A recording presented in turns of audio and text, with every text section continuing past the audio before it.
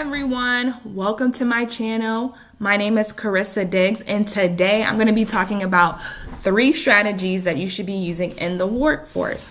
Now, a little bit about me. I have been an electrical engineer and I've been working in the industry for 5 years now, and I've had plenty of internships before I started working and doing what I'm doing now. I'm currently a lead. I've been in this team lead role for about a year and a half now. So I'm just going to share a little bit of insight of strategies that I've used, and I think that anyone, no matter if you're an engineer or someone else, can use. So the first one I would say is to ask questions, but be prepared and come with a solution. So I personally am impressed, and I've heard other leaders be impressed when someone comes to them not only with a question, but shows that they've taken that next step and also did a little bit of research. So, hey, I have this question. I've spoken to this person who's given me this idea. I've researched this solution. What are your thoughts? Here's where I think we should go. That to me is more impressive because it tells me that you've at least taken the initiative to think ahead. It also can open and provide opportunities for you that the leader may not have even considered. So case in point, in my first year as an electrical engineer, I had a software type of role where I had to develop this code for certain tests. And I would go to my leader and I'd be like, hey, did you ever think of adding this? This could be useful for the end user. And he would go, hey, never thought of that. Please implement it. And I think it would be great. And he didn't even have an idea of how to do it, let alone I had an idea how to implement it.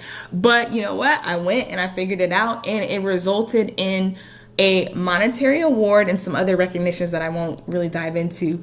And that was just for me asking certain questions based off, me working and seeing that it could be beneficial. Now, I did not like coding. That was not my highest best use. However, I maximized my time that I spent there, and I actually learned how to code a lot better than when I was in school. I mean, when you're doing it every day, how could you not, right? So that brings me to my second point is maximize your opportunities, even if it is not as glamorous or it's not what you want to do. Everybody got to start somewhere, and I am a firm believer that you can learn from any situation, any job, any position, any life lesson. There's always a learning point that you can take away and provide and use in your next moment in time. And case in point, I had a position where I was a integration and test engineer, again with software, and it was just not for me. I mean, the hours were all over the place, which I really was okay with. I didn't really mind, but it was just repetitious and just a different iteration. And so finally, instead of sitting there sulking, like, why am I here at 6 a.m. in this freezing lab doing the same thing? I actually went and started talking to other people like, hey, what is it that you do for this piece of the equipment? How long have you been working it? Do you like it? Can you give me like a little tutorial, that type of thing? And it really worked out. I mean, I was in the testing thing for 8 hours. I might as well mingle and learn and, that type of stuff. So that to me, not only did it provide knowledge so where I wanted to go next, but I built a network. So when I decided, hey, this is the group that I want to be in for my next assignment, it made it easier because I already had developed a network. And I was sure that that's what I wanted to do because they allowed me to be a part of their testing activities, right? So making sure that you maximize those opportunities, not only so you can figure out where you want to go next, but it also builds your network and it builds trust with other people. And, it's a better time than sulking, right? So then my third point is to say, knowing not just your own strengths, but the strength of your team members, I think is crucial. And just because somebody has been there longer than you does not make them particularly stronger in a certain skill. I've learned this I want to say the hard way, but I learned it quickly. People that I just assumed, hey, they've been around for 20, 30 years, this should be a piece of cake. No, that doesn't, just because you've been there for 20 years plus doesn't mean that you necessarily know how to do it. Somebody that's been there 3 years or less, 5 years or less, may be a little bit more stronger in that.